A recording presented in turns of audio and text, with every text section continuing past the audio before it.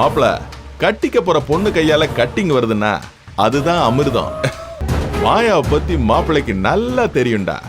கட்டிக்கிட்டா அவர் மாயாவை தான் கட்டிக்குவாரு.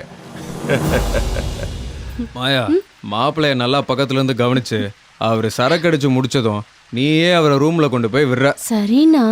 ஏமா, நீ தான் நல்லா பரதநாட்டியம் ஆடுவிய. தில்லானா மோகனாம்பால், சில்க் சுமிதா மாதிரி மாப்பிளைக்கு ஒரு பிட்ட போட்டு காட்டுமா. ஐயோ, அதெல்லாம் வேண்டாம் மாமா.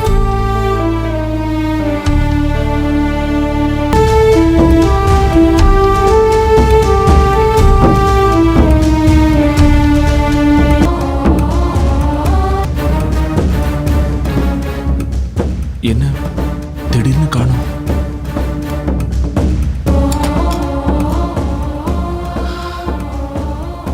கொஞ்ச நாளாவே இப்படி நடந்துகிட்டு இருக்க. யாரோ நம்மகிட்ட ஏதோ சொல்ல வராங்க. ஆனா அது என்னன்னு தான் தெரியல. என்னவா இருக்கும்?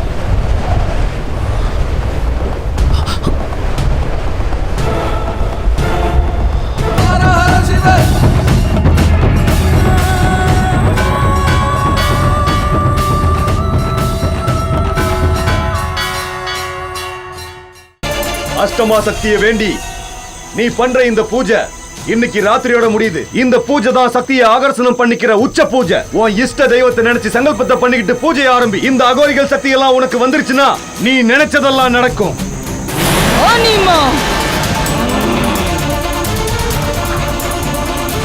மகிமா